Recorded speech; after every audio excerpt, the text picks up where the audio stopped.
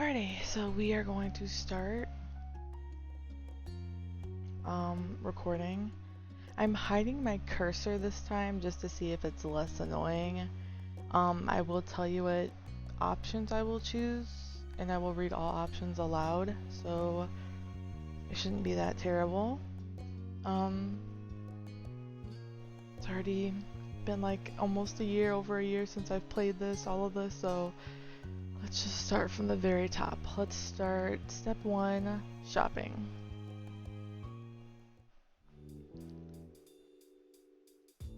Yeah. Just adjusting things. My bad.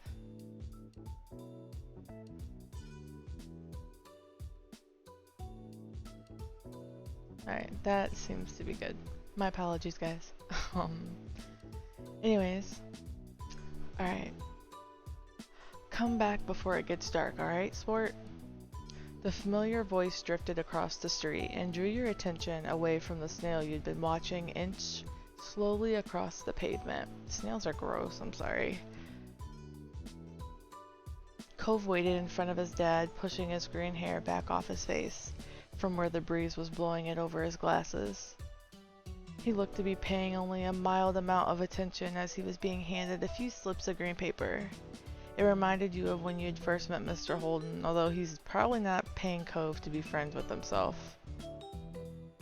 Cove's dad seemed to feel your gaze somehow, or maybe you made a noise, because a second later his eyes were on you. He waved you over with a smile. He looked happy to see you, but you still felt a little weird for getting caught. You gotta learn how to be more sneaky. We gotta increase our stealth skill. Assassin's Creed it. You brushed your hands together to free them of sand, then jogged over to join the two. How's it going? Good to see you again. What excitement are you up to today, Nori? Taking a walk. I found a pretty cool snail across the road. There's lots of snails around here. Mr. Holden grinned at you kindly. After you finished answering the question, Mr. Holden's attention returned to Cove, who was preoccupied with folding the bills he had into a tiny rectangle. Sounds fun. You know, Cove was about to hit the stores by the beach. Why don't you go with them? You shrugged. Cove was in the process of making a similar motion. You didn't have anything else to do, and you hadn't been to the stores in a few days. Maybe there was something new to look at. Maybe. Is that okay? I was going by myself, but I guess it is. You don't have to. Great. I'm sure you guys will have loads of fun. Ooh. As a child, being made to be friends with another child is so awkward. So incredibly fucking awkward. Mr. Holden reached into his pocket and pulled out a leather wallet filled with money. You found it odd, since your mom's only ever seemed to have cards in theirs. Here. He leaned in to pass a crisp tin to Cove, giving him a wink and a whisper. Get something for your friend, too. Sure. That's my boy. Cove's dad ruffled his son's hair as he was straightening back up. The bill in his hand still held out towards the green-haired boy. Take care. Cove accepted the bill after a second and slipped it into his pocket. Then, with one last nod to his dad, he turned and started walking. You followed after him, intrigued at the possibilities this outing might bring. Cove strayed towards the gentle tide, creeping up the sand, and you fell into place beside him. It was a nice day. The sun was shining, and there weren't many clouds in the sky, though the wind coming off the ocean kept it from being too hot. You took a deep breath and enjoying the scent of salt and ocean air. When you looked at Cove, he was dragging his feet through the sand a little, and you slowed down to wait for him, his eyes searching the ground intently. What are we gonna say? Are you looking for snails? Are you looking for shells? What is it? You didn't feel the need to ask why. We're gonna ask him if he's looking for shells, since he seemed very interested in our shell box we had. Are you looking for shells? Cove startled a little at the sound of your voice and mumbled, sort of. If you see any, can you let me know? You can manage that. You dropped your... Sorry, my doggies are acting up. You could manage that. You dropped your view to the sand, walking carefully so you didn't step on any.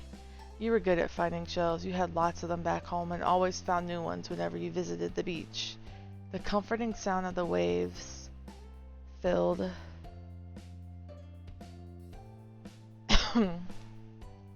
excuse me.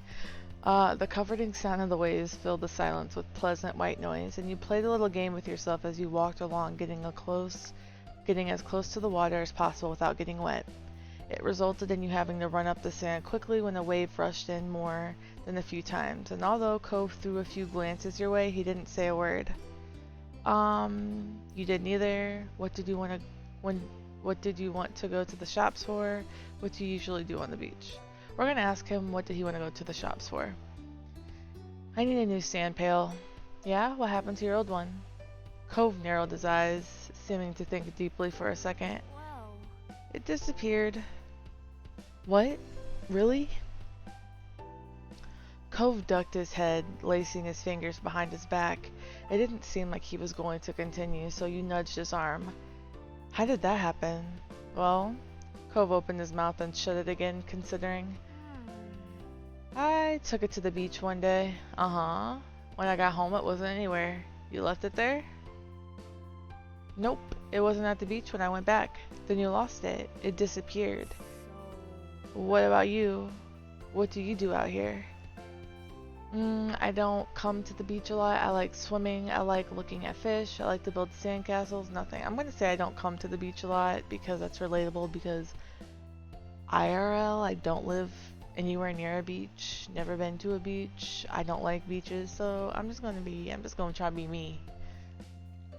You liked the beach fine, but you rarely went down without Lizzie. Today had been a special occasion. Why?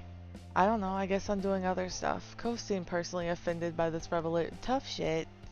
The beach must matter a lot to him, but that makes sense. His name is Cove after all. Once you reached the shopping area, the noise level grew exponentially. Did I say that right? We're just gonna go with it. No longer just waves and footsteps, but the chatter of people enjoying the lovely summer day, the call of the birds trying to find bits of food left behind, and lots of salespeople trying to get your attention. You sniffed the air as you walked beside Cove. You could still smell the ocean, but there were other scents now too. Pizza, pretzels, hot donuts. It's nice, it's not very nice, it's alright. It's alright. There was a lot going on, but it beat staying at home and doing nothing all day.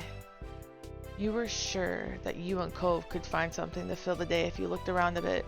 Cove was glancing from one side of the street to the other with a look in his aquarian eyes that you couldn't quite work out. What's that? Cove pointed to a large crowd of people gathered near a few tables with large colorful umbrellas blooming from their metals. You couldn't see past the adults who were blocking the way, but you knew there must have been something worth seeing. Without another word, the two of you hurried over to see what all the commotion was about. Feast your eyes on the amazing Alexander. In the center of the crowd was a man with a tall hat and a funny green coat that had three long tails. There was a little table next to him with a cloth hanging over it that read "The Amazing Alexander" in glittery golden script. Why tell people his name if it's already on a sign? Cove hummed with understanding, then turned to walk away just as the amazing Alexander began shuffling a deck of cards. Maybe we could stay and watch? Cove glanced back at the man. He then briefly lifted his arms up off his sides before returning them to place. You grinned, waving for him to follow you as you raced back to the stand in the crowd. With that, it began. The magic man pulled one card out of the deck, showing it to the curious onlookers. It was a 4 of diamonds. Watch closely. You did, squeezing through a few of the adult onlookers to get a better view. Suddenly, the man snapped his fingers and the card just disappeared. Whoa. The amazing Alexander, who had earned his title, turned his head and looked directly at you. He reached out with a kind smile. What's this behind your ear?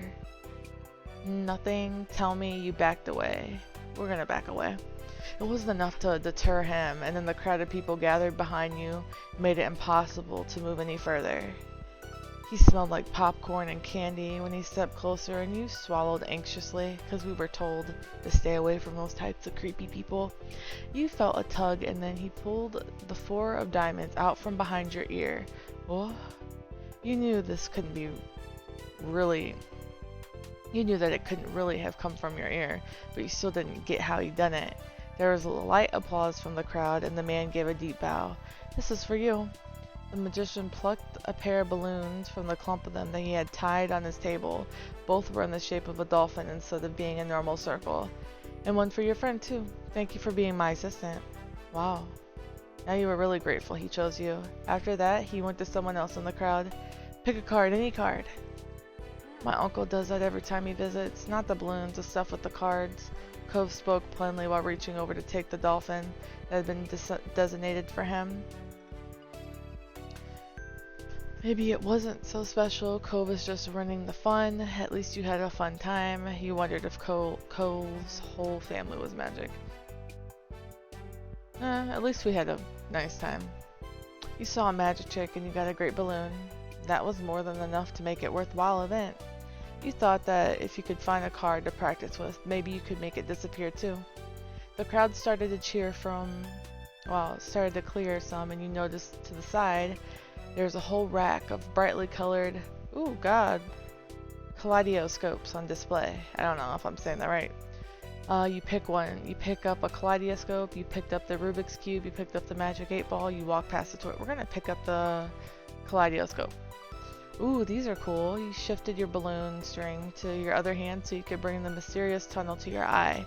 A whole palette of colors appeared right in front of you, spinning into all different kinds of shapes as you twisted the end of the tube. Cove picked up one and looked through, twisting the tube at the end. After a second, he set it back on the rack, moving to the other side of the stall. He went under the awning, careful of his own floating dolphin, and you joined him. Did you have places like this in your own town? Are you having fun? I don't really like it here." You said nothing. We'll ask him if he had a place like this in his old town. Sorry, that was my chair, guys. Cove blinked at you for a moment, and you wondered if you shouldn't have asked. You knew how much you missed that place.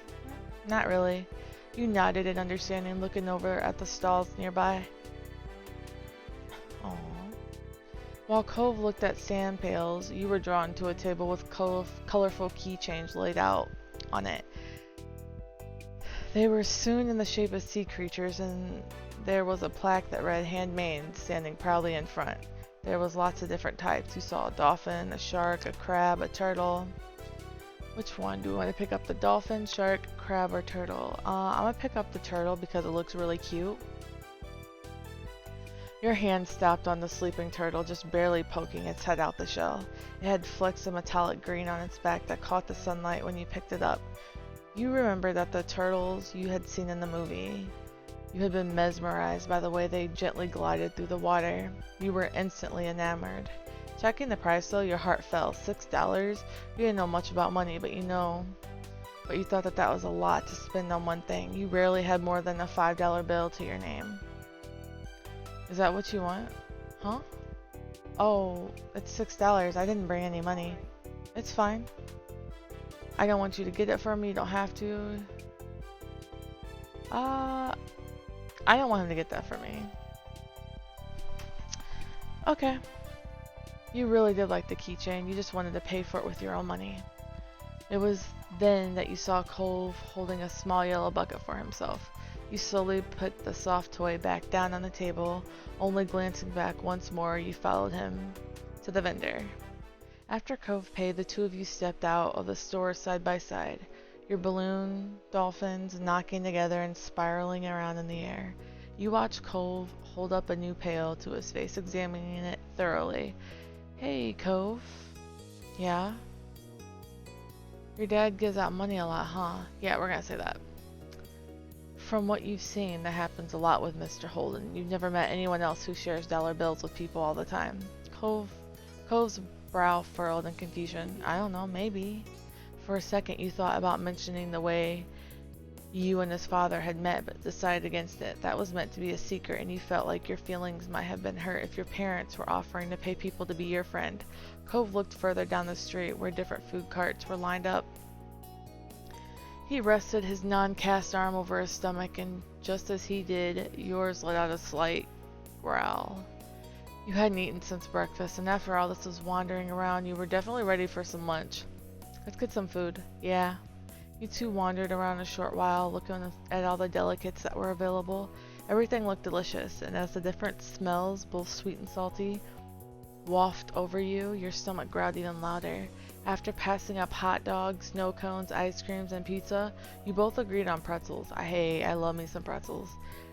Cove got something sweet and cinnamony. And you? Got a plain one, got one with cheese, got one with sprinkles, got one with chocolate, got one. I want a plain one. You licked your lips hungrily at the vendor, handing your pretzel over, ready to take a big bite. It had a little sprinkling of salt on it, and that was just how you liked it. Though the little cup of icing Cove got with his did look delicious. You found an empty table close enough to the beach that the grit of the sand makes terrible noises when you drag the chairs on to sit. These balloons are going to make it hard to eat. Cove placed his bucket on the table as he stared at his still balled up in his hand that was wrapped around the string. You opened your mouth to agree before an idea hit you. I know. After carefully placing your pretzel somewhere it wouldn't get sandy, you tugged the balloon dolphin out of Cove's hand and tied it in a delicate bow around his wrist. Oh. Cove bounced his arm up and down in place, testing the stability of your knot. After watching his balloon jostle around but remain attached, he smiled satisfied. Can you do it for me? He repeated the ritual. Cove struggled somewhat with the cast, restricting his fingers on one hand and the string already tangled around the other. Got it. The two of you spent a moment admiring your handiwork, both hands now free to allow easy munching on your pretzels. You bit into the doughy treat, savoring the taste on your tongue with a smile as you looked over at the ocean. After a time you finished your pretzel, you were done before Cove. It was boring not having anything to do. You pulled on the string of your balloon to bring it down to your level. Then you held the dolphin in your hands, manipulating it to make it look like it was jumping through the air.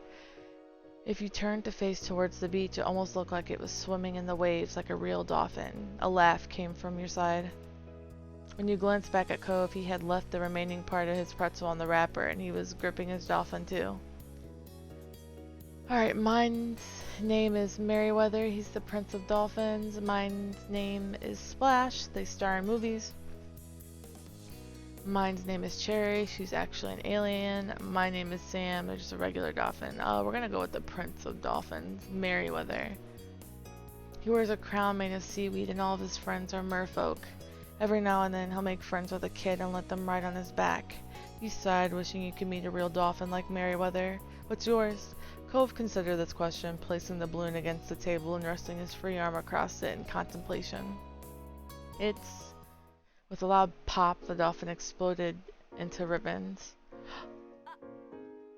Oh no. For a second, all Cove did was gape in shock, like you. Then his cheeks puffed up, squinting his eyes, and you saw tears start to glisten.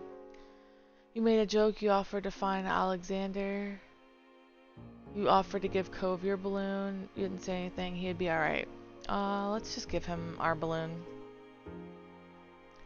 You can have my balloon instead if you want it. Cove looked over at you, frowning. I don't want yours. Oh. You felt bad for Cove, but you were secretly glad.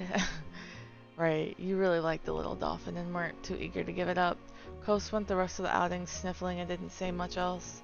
The passing of Cove's balloon was the major event of your adventure. In the end, the two of you headed back late afternoon.